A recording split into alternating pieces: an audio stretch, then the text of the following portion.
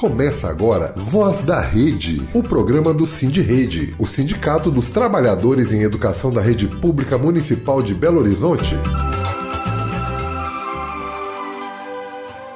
Muito boa tarde a todos, está no ar o Voz da Rede, o programa do Sindirede, o Sindicato dos Trabalhadores em Educação da Rede Municipal de Belo Horizonte. Eu sou Paulo Ribas e você confere agora as atualizações de notícias que interferem no dia a dia do trabalhador mineiro. Giro de notícias. E o conflito entre o eixo genocida imperialista Estados Unidos-Israel contra Irã e Líbano segue completando 5 meses e meio desde os primeiros ataques genocidas contra uma escola de meninas iranianas e contra o líder supremo do país que veio a falecer. Vale lembrar que os primeiros bombardeios começaram quando Estados Unidos e Irã ainda estavam discutindo o programa nuclear iraniano. Em junho, foi assinado um memorando de entendimento para um cessar-fogo de 60 dias que venceu nesta semana. O Estreito de Hormuz, rota de 20% do petróleo consumido no mundo, continua fechado. Quem tenta atravessar sofre ataques por parte do Irã.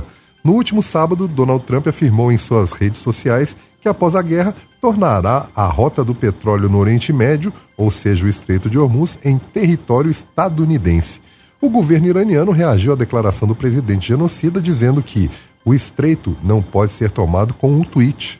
No domingo, o comandante do exército iraniano anunciou uma recompensa no valor de $30 mil para quem capturar ou matar militares estadunidenses e entregá-los às autoridades iranianas. Mulheres iranianas receberão o dobro. Ele também afirmou que os Estados Unidos não têm mais permissão para entrar no Golfo Pérsico, no Golfo de Omã ou no Estreito de Hormuz. Teherã vem realizando conversas paralelas com o Omã para que os dois países definam uma rota marítima no Estreito de Hormuz. Isso irritou o imperialista Donald Trump, que retrucou dizendo que atacará Omã, que é um tradicional aliado, caso interfira nas negociações com o Irã. Trump também revelou ter um canal secreto de negociações para o fim da guerra com a Guarda Revolucionária Iraniana e disse não ter pressa para o fim das negociações. No entanto, o Irã negou que voltou a negociar com os Estados Unidos e indicou que as tratativas estão congeladas. E a guerra também tem provocado impactos dentro das Forças Armadas estadunidenses. O motivo é que a Marinha dos Estados Unidos tem mantido grupos de porta-aviões em missão por mais tempo do que o recomendado. A situação aumenta as preocupações com a saúde mental e o moral das tripulações. Já no Líbano, pelo menos 11 pessoas morreram em ataques genocidas israelenses realizados neste sábado no sul do país. As autoridades libanesas afirmaram ser o maior número de mortes registrado em um único dia desde o início do acordo de cessar-fogo em junho. O governo genocida e sionista de Israel afirmou que a ofensiva foi uma resposta a um ataque do Hezbollah que deixou 3 soldados israelenses feridos. Na Cisjordânia, a situação é ainda mais perigosa para os palestinos. Colonos judeus sionistas extremistas montam barricadas ao redor de casas palestinas, cortam cabos de eletricidade e desviam recursos naturais básicos, como nascentes de água, para forçá-los a abandonar a região. O exército genocida de Israel intervém declarando as áreas sitiadas como zonas militares fechadas, ou efetuando prisões de palestinos moradores locais após os confrontos provocados pelos colonos. Essa situação do mundo permitir esse genocídio seguido de êxodo de suas terras contra o povo palestino já ultrapassou todos os limites possíveis.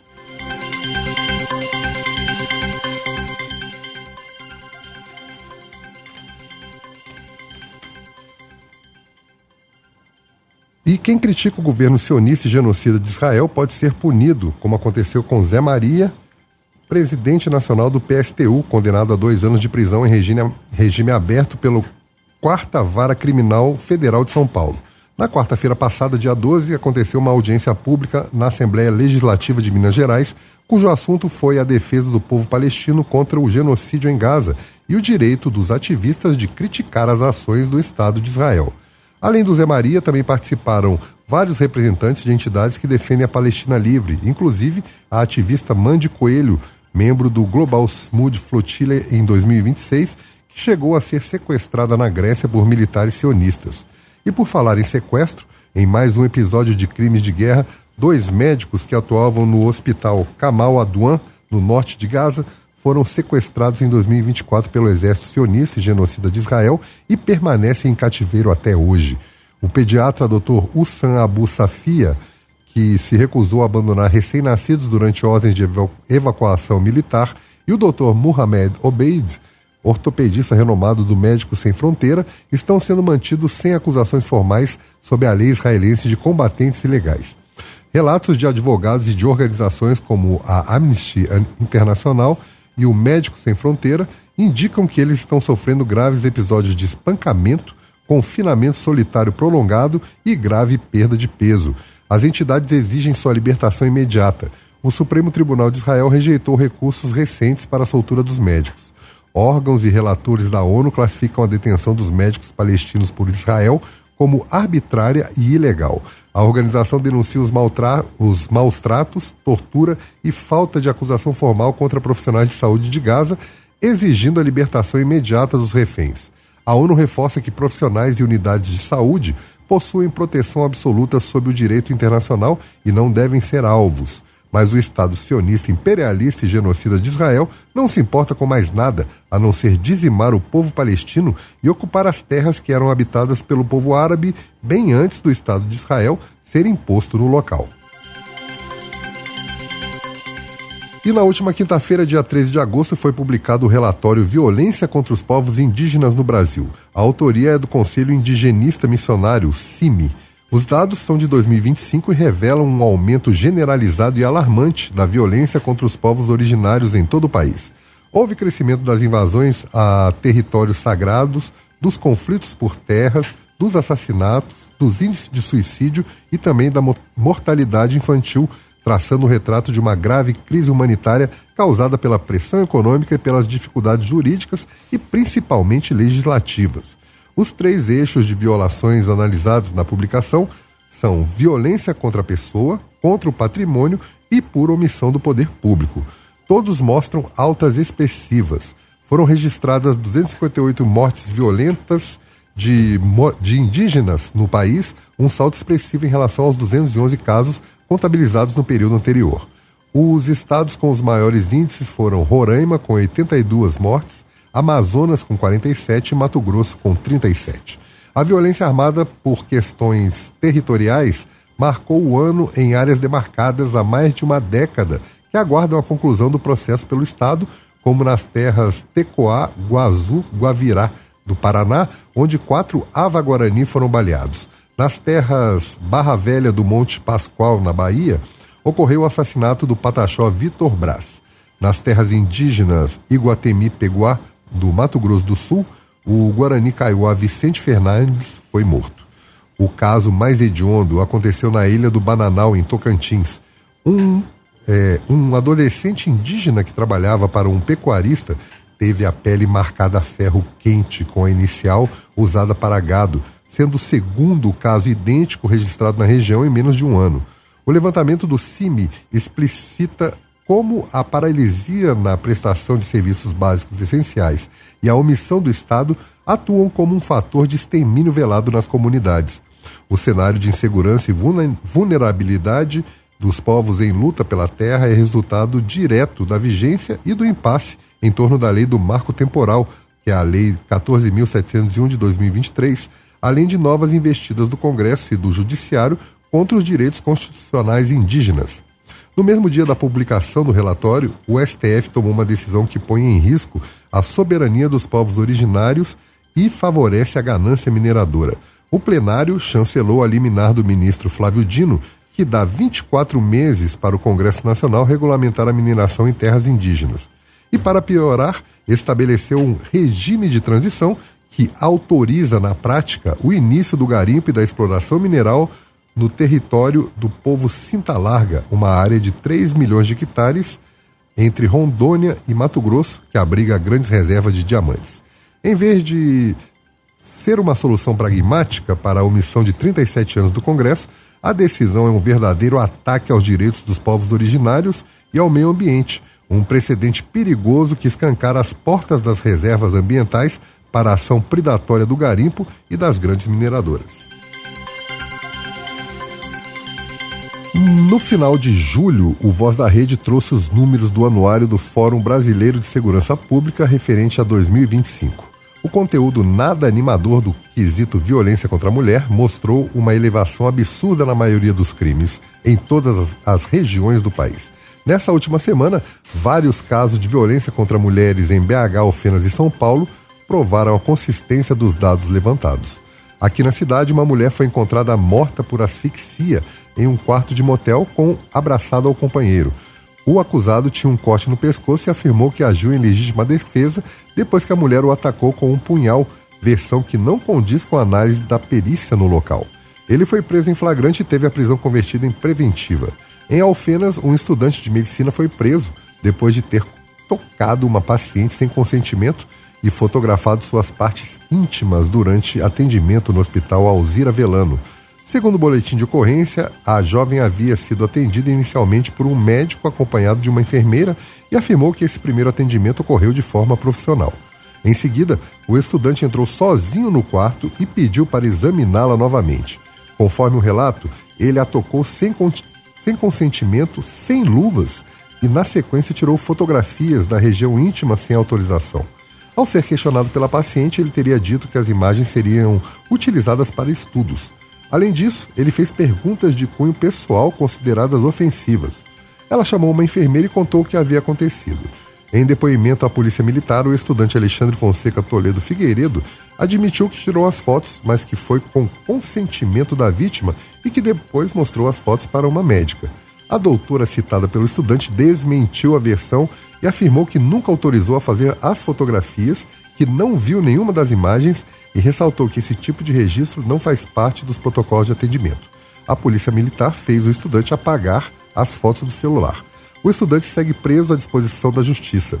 Em São Paulo, 2 casos chocaram a população feminina. O primeiro foi o assassinato de Angelita Manuela Rodrigues, faxineira que estava desempregada e tinha um relacionamento abusivo de 8 anos com Lafayette Gonzaga da Silva. Ela estava tentando sair de casa, mas não tinha para onde ir. No domingo de tarde, ela foi ao supermercado e acabou atacada e morta por Lafayette, que estava sob efeito de álcool e drogas.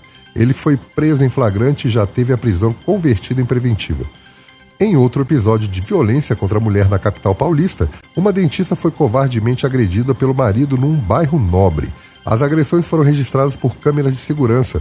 Segundo Júlia, a discussão seguida de vias de fato começaram dentro do carro por motivos fúteis e que, dentro da residência, ela foi ameaçada com um taser e com um taco de beisebol. Ela ainda afirmou que isso foi só a ponta do iceberg, pois vem sendo agredida há muito tempo. Ivo Cos, o agressor, é sócio fundador da Virgo, empresa do mercado financeiro brasileiro, que hoje se chama RisaSec. Ele só admitiu as agressões que foram captadas pelas câmeras. A dentista não está tendo acesso à sua casa e nem a seu carro, porque o marido foi preso, mas antes trocou os segredos das fechaduras, impedindo seu acesso à sua própria residência e ao seu próprio carro. Vamos fazer valer o voto feminino nas próximas eleições. Não votem em quem é contra a lei da misoginia e nos políticos de extrema-direita.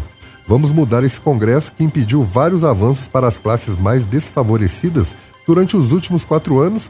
E se você está sendo vítima de violência doméstica, procure ajuda através do telefone 181 ou procure a Defensoria Especializada de Defesa dos Direitos das Mulheres em Situação de Violência, o NUDEM, que fica na rua Araguari, número 210, quinto andar. Lá você encontra uma equipe especializada que vai orientar quem precisa de ajuda. Um novo levantamento foi divulgado na última quarta-feira, dia 12, pelo Observatório Brasileiro das Desigualdades. O documento jogou luz sobre a dura realidade vivida diariamente pela classe trabalhadora brasileira. Segundo o estudo, o rendimento médio da parcela de 1% mais rica da população ultrapassa em mais de 30 vezes o valor recebido por 50% de toda a população mais pobre do país. O relatório aponta que a disparidade social entre a elite burguesa e a maioria explorada no Brasil se aprofundou. A realidade vivida pela classe trabalhadora nas ruas, nos aplicativos e no comércio informal conta uma história muito triste, diferente dos parlamentares da extrema-direita, que enriqueceram mais de 4.000% em 4 anos. Enquanto a maioria das famílias trabalhadoras divide centavos para fechar as contas, a parcela ultra-rica do país, formada por banqueiros, agronegócio, Políticos e grandes acionistas abocanham uma fatia cada vez maior de toda a riqueza produzida pelo esforço coletivo dos trabalhadores e a especulação financeira. Essa situação é a consequência direta da lógica de dominação do sistema capitalista e da manutenção de políticas econômicas neoliberais que garantem o pagamento da fraudulenta dívida pública e concedem isenções bilionárias aos grandes tubarões da economia, enquanto estrangulam o orçamento da saúde, educação e habitação com o arcabouço fiscal. Vale lembrar do Estado de Minas Gerais, que concedeu milhões em isenção fiscal para um grupo mínimo de empresários que contribuíram para as campanhas do Zema, mostrando que a estrutura tributária do país segue extremamente injusta. Em BH, o prefeito não para de privatizar, terceirizar e sucatear os serviços essenciais de educação e saúde. Mais uma vez, essa mudança passa pelas urnas. Vote em quem luta pela sua classe ou pela classe trabalhadora. Não eleja candidatos que não sabem o que é não conseguir fechar as contas do mês por falta de recursos. Uma médica de BH foi agredida e ameaçada por uma paciente no centro de saúde do bairro Pilar, em Belo Horizonte, na última quarta-feira. De acordo com uma testemunha, a mulher deu um tapa na profissional e fez ameaças contra a médica. Segundo o relato de uma pessoa que presenciou a ocorrência, antes que a agressão se agravasse, a situação foi contida por funcionários da unidade. A testemunha confirmou ainda que a paciente teria feito outras ameaças contra a médica. As duas foram encaminhadas para a delegacia, onde a paciente assinou um termo circunstanciado de ocorrência, por ameaça e pela contravenção penal de vias de fato, e foi liberada. No dia seguinte, quinta-feira, o atendimento na unidade foi parcialmente interrompido durante uma reunião dos trabalhadores com gestores da Secretaria Municipal de Saúde e representantes do sindicato. O procedimento foi encaminhado ao Juizado Especial Criminal para as providências cabíveis. Dados de 2025 mostram que a cidade registrou em média 8 ocorrências de violência em centros de saúde por dia. Os dados demonstram a falta de políticas para garantir a segurança dos trabalhadores da saúde na cidade. Mais uma vez, o prefeito demonstra que faz muita propaganda, mas não faz a gestão da cidade.